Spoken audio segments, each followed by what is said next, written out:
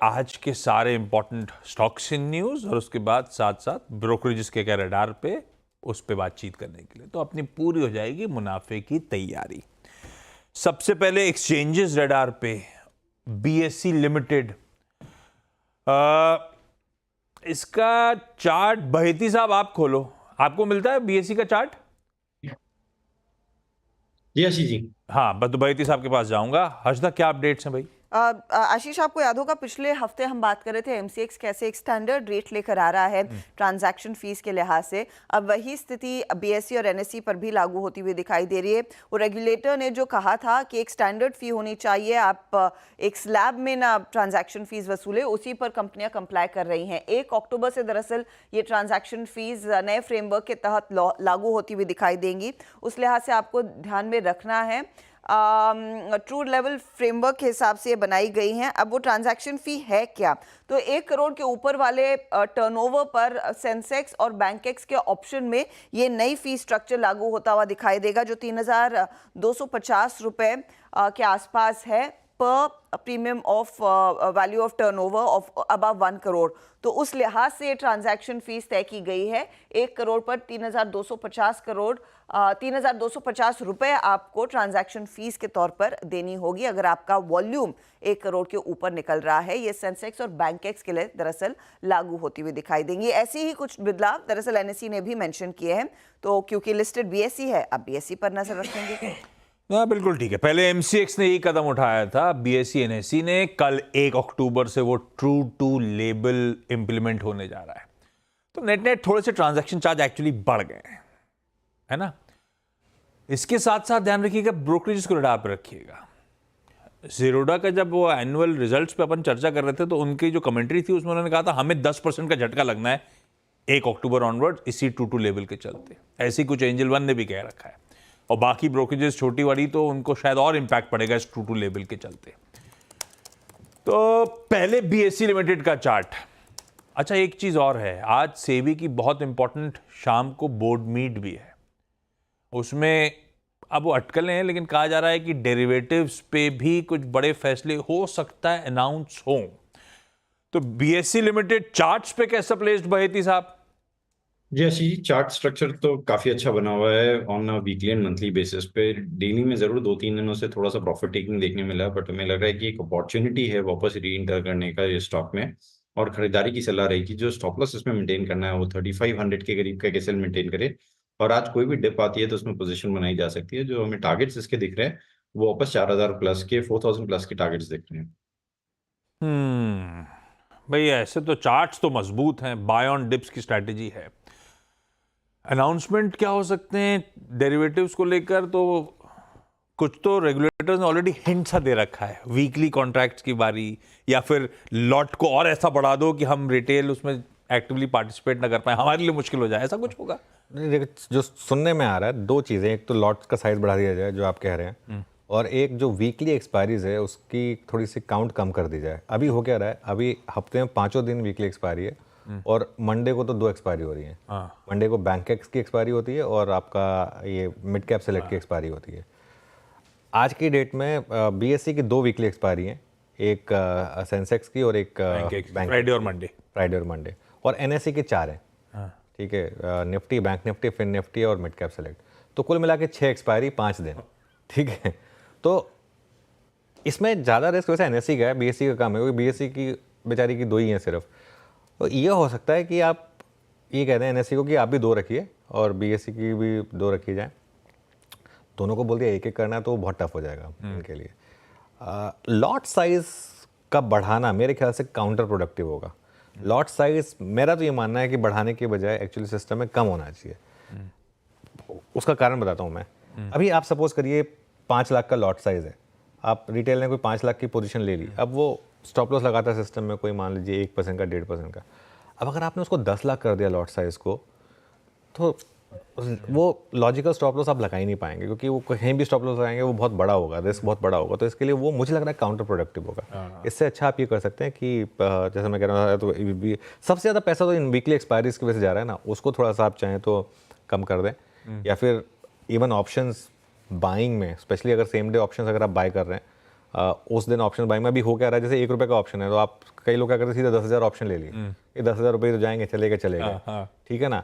उसमें भी आप या तो थोड़ा सा एक मार्जिन लगा दें, ये एक अप्रोच हो सकती है कि ऑप्शन बाइंग में भी, स्पेशली अगर आप उसी दिन का ऑप्शन ले रहे हैं या उसी वीक के ऑप्शन ले रहे हैं, मंथ के एंड के ले रहे हैं तो चलो ठीक है, फिर भी वो आप प्रॉपर हेज कर रहे हैं। उस दिन के ऑप्शन तो आप प्योर गैम्बलिंग कर रहे हैं ना, उसमें तो कोई हेजिंग नहीं है, उसमें तो कोई मैकेनिज्म नहीं है। तो उस दिन के ऑप्शन में अगर आप चाहें तो थोड़ा सा मार्जिन इंट्रोड्यूस कर दें। अगेन भाई ये सब एक फैक्टर्स हैं जो हो सकते हैं, होना क्या है वो तो पता चल जाएगा, तो फिर उसके बाद डिसाइड करेंगे। बात कर रहे थे अभी अभी देखा मैंने शंघाई का बाजार 5.5% अब ऊपर आ गया है। ये रखिए भाई पूरा एशिया रडार पे। अच्छा गाबा सर, एक एंजल वन का चार्ट समझेंगे? 3900 वाला मेरे ख्याल से साल के हाईज थे, वो ऑलरेडी वैसे कूल्ड ऑफ तो है, सारे ही ब्रोकरेजेस ठंडे पड़े हुए हैं। एंजल वन के थ्रू समझ लेते हैं बाकी ब्रोकरेजेस का हाल।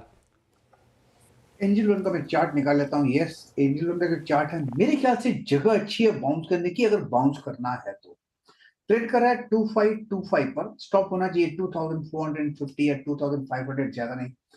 अगर आपको यहां से मिलता है और शायद मिले तो उसका टारगेट होगा 2650 2700, ये एक जोन है, वहां तक जाना चाहिए। इसमें कोई वीकनेस नहीं लगती एंजल वन में, जब ये बाउंस करने की। हाल अगर आज का जो कल का जो फ्राइडे का लो टूटा तो फिर गिरावट आ सकती है। इतना है कि वो स्टॉप बहुत बहुत बहुत जरूरी है। इंडसइंड बैंक, रचना जी चार्ट रेडी रखिए, आ रहा हूं आपके पास। हर्षदा क्या अपडेट्स? इंडसइंड बैंक के जो करंट एमडी और सीईओ हैं, बोर्ड ने उनको अप्रूवल दे दिया है। अगले 3 सालों तक इन्हीं के जिम्मे दरअसल कंपनी चलेगी, इन्हीं को पदभार दरअसल संभालने को कहा गया है। सुमंत कथपालिया साहब, अब यहाँ पर आरबीआई के अप्रूवल की ज़रूरत होगी। वो एक चीज़ है जिस पर मार्केट नजरें रखेगा। इनफैक्ट गोल्डमैन सैक्स ने एक रिपोर्ट भी निकाली है, 1635 का टारगेट दे रहे हैं आशीष। उसमें भी उन्होंने कहा है कि नियर टर्म में जो ओवरहैंग था कि शायद अगर मैनेजमेंट बदल जाता है तो थोड़ा सा ड्रैग देखने को मिलता है बिजनेस में, जब तक वो नया चेहरा नहीं आता वो नहीं रहेगा। अगला ट्रिगर ऑफ कोर्स Q2 के नंबर्स है। Q2 के लिहाज से 2000 करोड़ के प्रॉफिटेबिलिटी का अनुमान गोल्डमैन लगाकर बैठा है। क्रेडिट कॉस्ट थोड़े से एलिवेटेड रहेंगे, लेकिन ग्रॉस एनपीए Q1 की तरह 2% के आसपास ही रहने का अनुमान है। तो उस पर्सपेक्टिव से भी स्टॉक को देखना है। चलिए, अच्छी खबर, रीअपॉइंटमेंट एमडी और सीईओ साहब का, और 10-12% यहां से भी मजबूती गोल्डमैन सैक्स को नजर आती है। रचना जी, आपको नजर आती है क्या?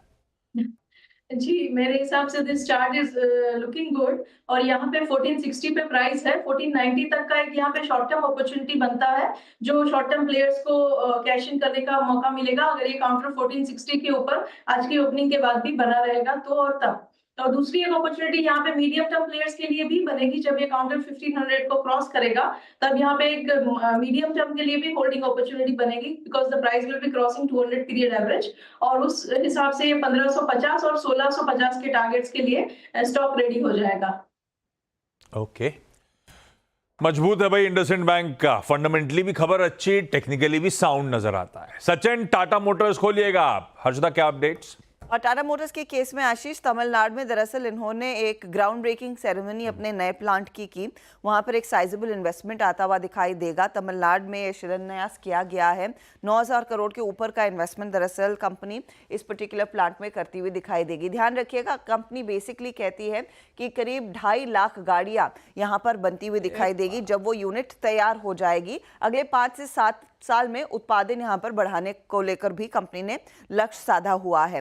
कंपनी कह रही है कि नेक्स्ट जनरेशन टाटा मोटर की व्हीकल्स और साथ ही साथ जैगुआर लैंड रोवर का भी प्रोडक्शन इसी प्लांट में होता हुआ दिखाई देगा। तो ये एक इंपॉर्टेंट डेवलपमेंट है कि JLR का प्रोडक्शन अब भारत में भी बड़े पैमाने पर कंपनी करती हुई दिखाई देगी, और ये अपडेट के पर्सपेक्टिव से आप स्टॉक को रेडार पर रखेंगे। हाँ रखिए भाई, बढ़िया इन्वेस्टमेंट कर रही है तो मतलब कुछ आउटलुक अच्छा ही होगा, तभी इतना पैसा झोंका जा रहा है। लेकिन सचिन, ये इसलिए भी रडार पे है क्योंकि चाइना जो इतना सारा मॉनेटरी और फिस्कल स्टिमुलस अनाउंस कर रहा है, इनके वहाँ के JLR धंधे के लिए तो अच्छी ही खबर है। पर ये अटका हुआ है, ऊपर से कूल ऑफ होकर ठंडा पड़ा हुआ है, चल नहीं पा रहा है जरा। चार्ट से ऐसे लग रहे हैं आपको? आशीष जी, सितंबर सीरीज में एक अच्छा करेक्टिव इसने कंप्लीट कर दिया है। मुझे लग रहा है जिस तरीके से अपने 200 डे एक्सपोनेंशियल मूविंग एवरेज को इसने वापस रिस्पेक्ट दिया है, 940 का मुझे लग रहा है एक इंटरमीडिएट बेस यहाँ पर रिकन्फर्म हुआ है, एंड वहीं से कहीं जाकर एक रिबाउंड नजर आ रहा है। तो एक kind of a triple bottom formation है। आई थिंक 950 940 एक अच्छा डिमांड बेस है इस पर्टिकुलर स्टॉक के लिए। And on the higher side जिस तरीके से स्ट्रक्चर है, एक करेक्टिव यहाँ पर कंप्लीट हुआ है, तो एक अच्छा बाउंस बैक या एक अच्छी रैली बन सकती है 1100 लेवल तक की। तो यहाँ पर ऑप्शंस डेटा भी यही इंडिकेट कर रहा है कि जिस तरीके से ये बेस थोड़ा सा एलिवेटेड है, आई थिंक जितना ये 1000 लेवल को डिफेंड करेगा उतने ही एक फास्टर रिकवरी यहाँ पर हो सकती है ऑन एन इमीडिएट बेसिस। तो यहाँ पर खरीदारी करने की सलाह होगी। पोजिशनली आपको स्टॉप लॉस 945 पे लगाना चाहिए on a weekly closing basis, and एक अच्छी रिकवरी हो सकती है 1100 लेवल तक। बिल्कुल ठीक, यह है टाटा मोटर्स पे व्यू। अब आइए फार्मास्यूटिकल्स। एक नहीं दो नहीं बतेरो फार्मा हेल्थ केयर स्टॉक्स आज रडार पर रहेंगे अलग अलग न्यूज पेक्स के चलते। मानस, उसमें आप जरा ना जाइडस लाइफ टटोल के रखना। मैं आता हूं आपके पास। हर्षदा, क्या अपडेट्स है फार्मा रिलेटेड? जाइडस लाइफ की एक पर्टिकुलर ड्रग को लेकर अपडेट आया आशीष, और बाकी सभी जो फार्मा कंपनियों के लिए अपडेट्स है वो यूएस एफडीए की अप्रूवल के लिहाज से या जो जांच हुई थी इनके पर्टिकुलर प्लांट्स की। तो यूएस एफडीए ने दरअसल इस दवा एंजालूटामाइड को अप्रूवल दे दिया है। इसका एक डिसेंट मार्केट शेयर है दरअसल कंपनी के लिए। उस पर्सपेक्टिव से आपने इसका स्टॉक को देखना है। करीब करीब $869 मिलियन के आसपास तक का मार्केट शेयर है। प्रोस्टेट कैंसर के इलाज के लिए इस दवा का इस्तेमाल किया जाता है, तो वो स्टॉक आप रेडार पर रखेंगे। इसके साथ ही अगर आप ध्यान दीजिएगा, लुपिन रेडार पर है। यूएस एफडीए ने 3 ऑब्जर्वेशंस इनके पीथमपुर फैसिलिटी को दिए हैं। सितंबर 16 to 27 ये जांच हुई थी। साथ ही साथ बायोकॉन यूएस एफडीए ने 4 ऑब्जर्वेशंस इनकी बैंगलोर फैसिलिटी को दिए गए हैं। इनके मलेशिया की जो इंसुलिन मैन्युफैक्चरिंग फैसिलिटी है वहां पर भी यूएस एफडीए की जांच हुई। 5 ऑब्जर्वेशंस उभर कर आए हैं। 3 ऑब्जर्वेशंस एनालिटिकल और माइक्रोबायोलॉजिकल क्वालिटी कंट्रोल लैब को लेकर कंपनी पर को दिए गए हैं, उस पर कंपनी को अमल करना है। पिरामल फार्मा यूएस एफडीए को ईआईआर मिला है इनकी अहमदाबाद फैसिलिटी के लिए। पहले इनको फॉर्म 483 इशू किया गया था, तो वहां पर एक थोड़ा सा रिलीफ है। जुबिलेंट फार्मोवा भी रेडार पर रखेंगे। यूएस एफडीए ने क्लासिफाई किया है कनाडा फैसिलिटी को, और उस लिहाज से जून 18 को ये क्लासिफिकेशन हुई थी, तो वो भी एक डेवलपमेंट है। ओके, ये जो एंजालूटामाइड है ना, ये बहुत बड़ी दवा है भाई साहब। $870 मिलियन का यूएस का मार्केट साइज। तो ऐसे में मानस, चार्ट्स पे कैसा प्लेस्ड है जाइडस लाइफ? देखिए, अभी अगर हम पिछले कुछ हफ्तों की बात करें तो करीब 300 रुपए करेक्ट हो चुका था स्टॉक। बेस बनाया 3-4 दिनों में स्टॉक ने कंसोलिडेशन दिखा के एक बेस बनाया और लास्ट सेशन में 10-डे मूविंग एवरेज को रीगेन किया। तो आप उम्मीद कर सकते हैं कि कम से कम 1100 रुपए तक के भाव देखने को मिलेंगे। लेकिन अगर 1100 का लेवल ब्रीच हुआ जहां पर 20-डे मूविंग एवरेज है उसके ऊपर निकला, तब तो आपको 1150 और 1175 तक के भाव देखने को मिल जाएंगे। आई थिंक एक ट्रेड ले सकते हैं। करंट लेवल्स पे खरीदारी करिए। 1049 का एक स्ट्रिक्ट स्टॉप लॉस लगाइए। ओके, अच्छा, बाकी के स्टॉक्स की न्यूज हर्षदा कौन कौन से? ओके, तो यहाँ पर आशीष जो दूसरी खबरें हैं जिसके लिहाज से फोकस रहेगा, एक तो अपोलो हॉस्पिटल्स।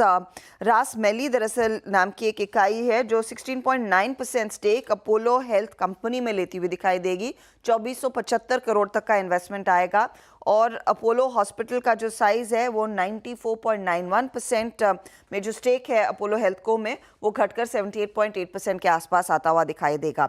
वेल्सपन एंटरप्राइजेस के लिए अपडेट आया, L1 बिडर के तौर पर उभर कर आए हैं। जो बृहन मुंबई म्युनिसिपल कॉर्पोरेशन है उसके लिए 1990 करोड़ का ऑर्डर इन्होंने बैक किया है। BEL MCA ने अप्रूव कर दिया एक जेवी जो कंपनी एक इजरायली एरोस्पेस इंडस्ट्रीज के साथ एरो सिस्टम्स वाली बिजनेस के लिए खड़ी करने वाली है, तो वो एक अपडेट आता हुआ।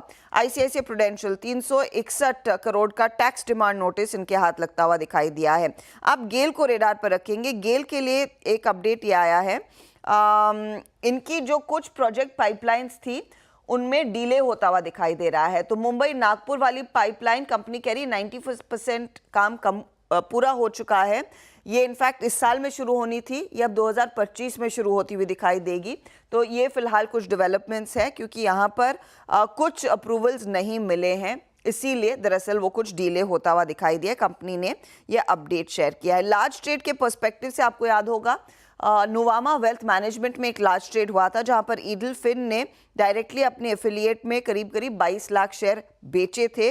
Small Cap World Fund, Morgan Stanley Asia, Goldman सैक्स जैसे नाम उभर कर आए हैं खरीदारों की तरफ, तो वो स्टॉक भी आप रेडार पर रखिएगा। बैती साहब, ये गेल का काउंटर देखिए जरा।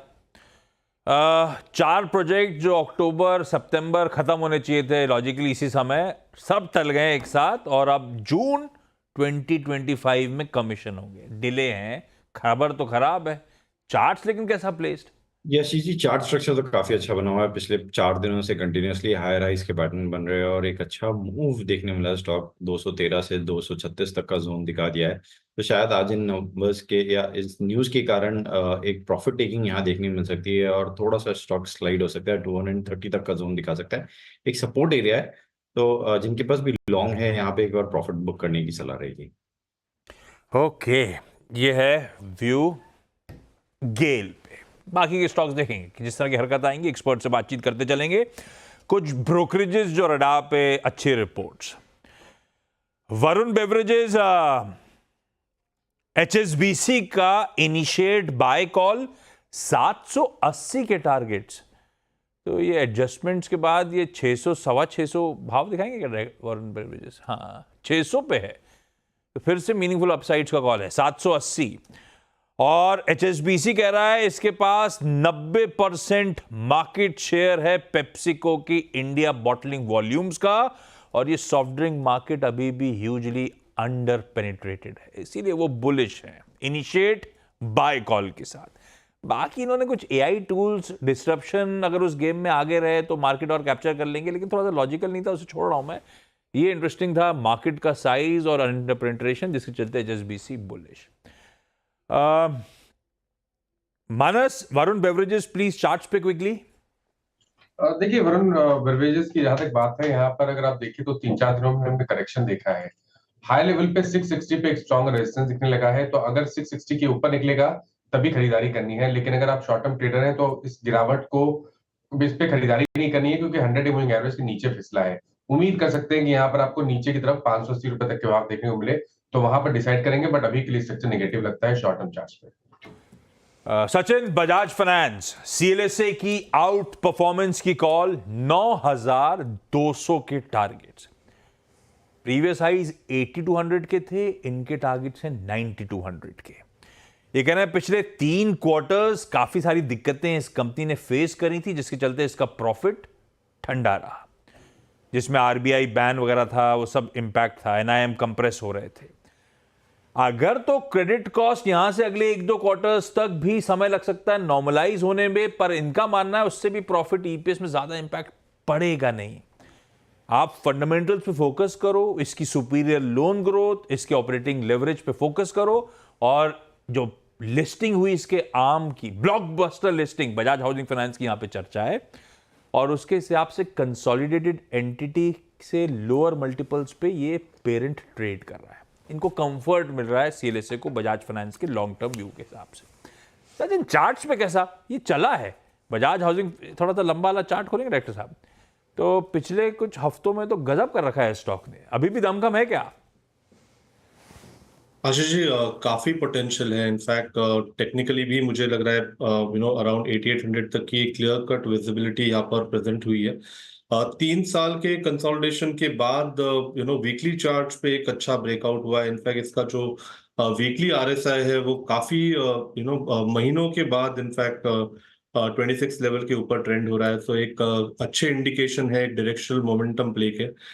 जिस तरीके से डेटा अभी तक प्लेस हुआ था, एक क्लासिक ब्रेकआउट हुआ है कंटिन्यूएशन पैटर्न से 7400 के आसपास।